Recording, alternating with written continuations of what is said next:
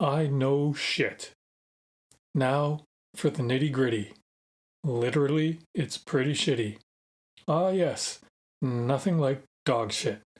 In the beginning, it always burned my ass, as I would cut the grass.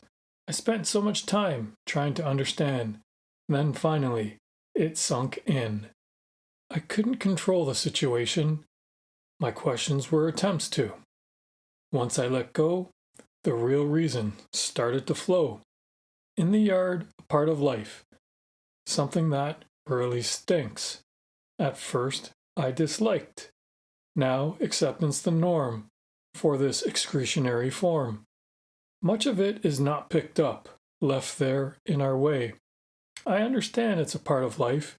To clean it up, a minor sacrifice. Shit happens, as they say. Must it get in another person's way? We walk right through this awfully smelly poo, sometimes stuck under my shoe. Anger, frustration, no more.